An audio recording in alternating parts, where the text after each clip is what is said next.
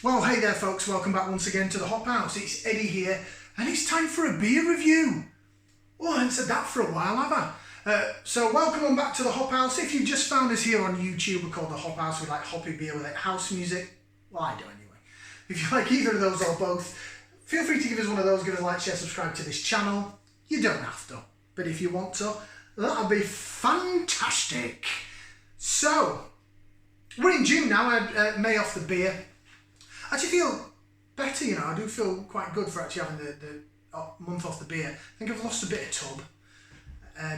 Didn't get out. I've been gymming it quite a bit and doing some classes, but I didn't get out running as much as I was expecting to. So I'm still getting slowly back into my running. I don't think I'll put any running content up on this channel. Last weekend I was at the football parade, so I did have a couple of beers then. The Liverpool parade. I put that bloody video up and it got over 700 likes nearly now. So maybe I should forget this beer malarkey and do football talk on the channel. Nah, you're alright. So, I had May off, as I said, and loads of beer came out. Typical. I have a month off and supermarkets are releasing new beers in here, there and everywhere. So 28th of April started off, there was a little craft beer festival. I had a look online, see what they had to offer. Didn't really take me fancy, so I've not been to Lidl. Didn't pick up any of the beers from the craft beer festival this time round. I'll have a look, I think the next one will be sort of end of July, August time. I'll have a look, see what there is. But I'm not really that fussed.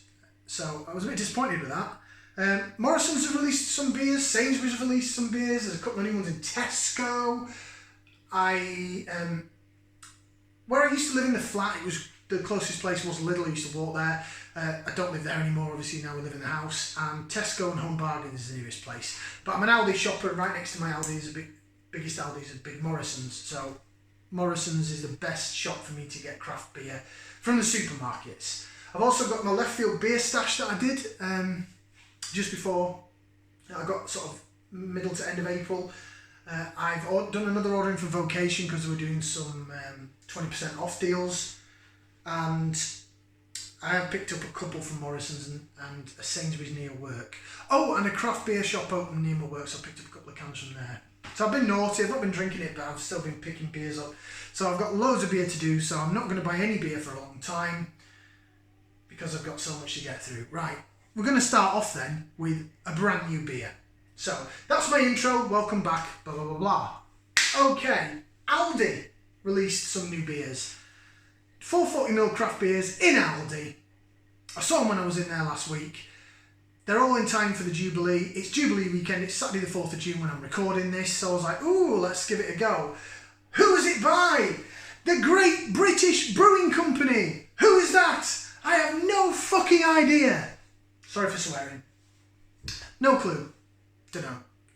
So I had a quick look at the cans. There was 4 in total. I picked 3 of them up because one of them said British Lager, and from what I've read from the people, it's very Carling-esque. It's fine if you like your Carling, it's just not mine. I'm not a big lager drinker, and certainly not Lager Fosters and all that. Kronenberg I used to like, but they bastardised it a bit. Again, sorry for swearing. So lager ain't my thing. So I picked up the other 3. So there was a Session IPA, a Session Pale Ale, and just a British Ale. So 3 cans. 440ml cans are £1.69 a can, so they've gone up 10p. I guess everything's gone up with cost of living, inflation and all that shebang. So it says they're brewed by the it's branded as a Great British Brewing Company, but typical Aldi, there's no information on who brews it, what's in it, what hops are in it, yada yada yada. So these reviews are going to be pure guesswork.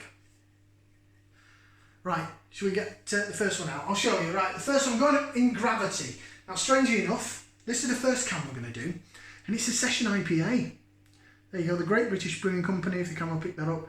And it's I like the artwork on the cans. It's very punk. Seems like the Sex Pistols, Andy Warhol, pop art deco. Big middle finger up, really, to the Queen. But yeah, that's you've got Nelson on his column. And what Aldi have done, they've actually had a go in terms of these cans. They look quite crafty. Rather than it just be printed onto the can, look, there's actually like a label there, look. So it's like a can wrap, which what a lot of craft brewers do. So the presentation of the product, they're getting there. Right, this is a Session IPA. is 4% ABV. So it's quite low for a Session IPA. The Session Pale is 4.2. Is it 4.5? 4.2. The Session Pale, and the British Ale is 4.4. So they're not really that strong.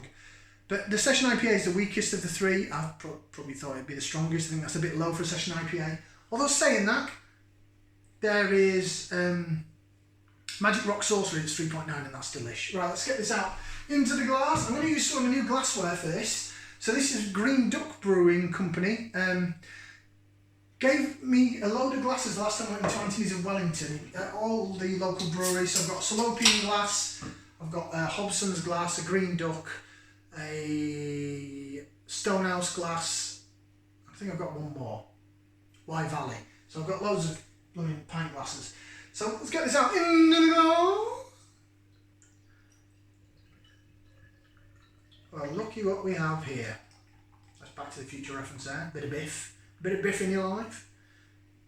Right, okay. It's clear and see-through. I was expecting that. I think Aldi's done one of their fake brewery beers. The 10-4 Brewing Nipah. The other one was the Williams Brothers New England IPA, the white IPA, which was really nice. All the rest have been clear and see-through like this. So, I'm not bothered. I'm not bothered. I'm not bothered. Not bothered. Clear and see-through. Very slow-moving carbonation. It's a blonde beer with a little bit of a white head on it. It's lacing all right though. Do a bit of lace division. Woo! Didn't want to do that, did I? Let me just quickly mop that up. I'm just going to keep going though because I'm amateur. Stand by. There we go. Right as rain. It's alright, just a bit of beer on the floor. There was 3 splots. Might have sounded more than that, but it wasn't. Right, that's not jiggers. Not give us vigorously jiggers. Should we get some aroma? I'm 7 minutes in, I've not even smelled or done anything with it yet. Right, put that in there, give it a whiff, sniff. It's lemony. Lemony limey. And almost pine. But it's like a pine smell that you'd get in like a cleaner, you know, like a cleaning spray or something. Something that they're giving off the smell of pine, but you know it's not pine.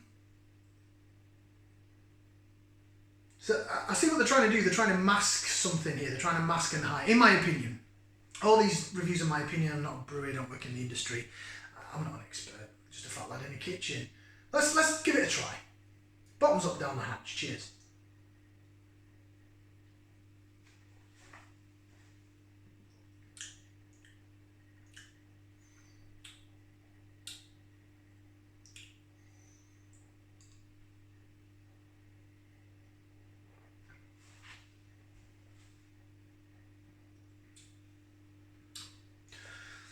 Ooh, that's bizarre. I think I've come to a conclusion that when I have a month off the beer, I've done it every time so far. The first beer I have back is been dreadful.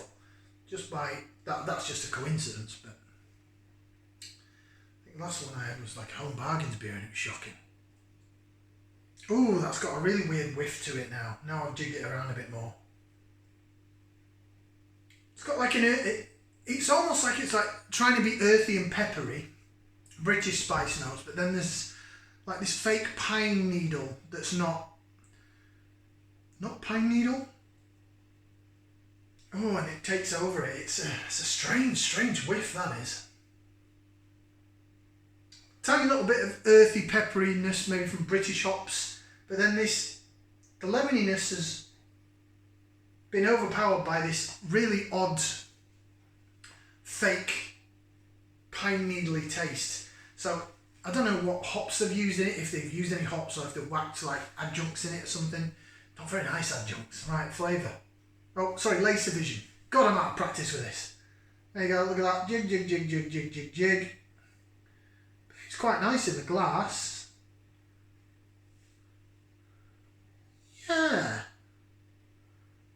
Not too bad how it's bobbling around.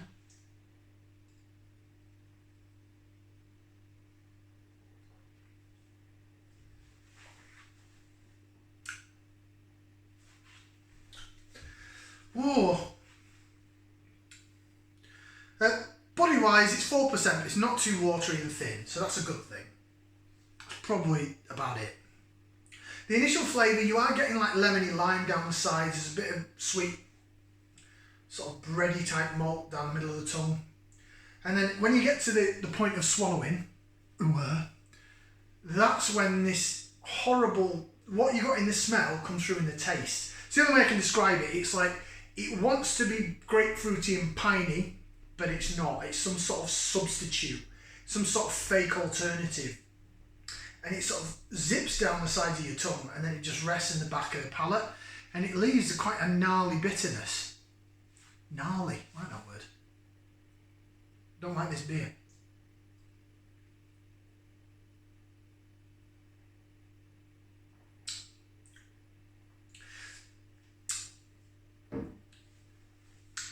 I can see what they're trying to do.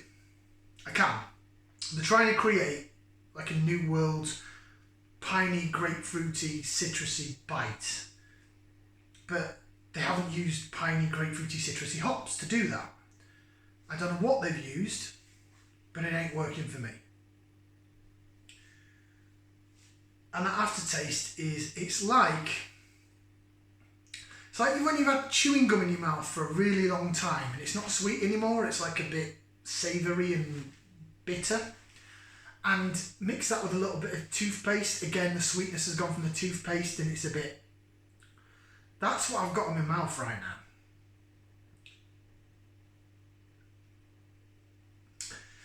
Now, the rest of that's going down the sink because I've got 2 more cans and I really don't want to waste... I don't like wasting beer, but I don't want to drink any more of that. So I'm going to sink pour it. Session IPA, an easy drinking IPA, light and crisp with a subtle bitterness. Subtle? Says that there. Subtle. Distinct fresh aromas of grapefruit and citrus, a go-to IPA for any occasion. Well, I'll give that a royal thumbs down. Gnarly. I need a palate cleanser. I'm hoping the next beer gets rid of that taste because that's dreadful when it's going down the sink.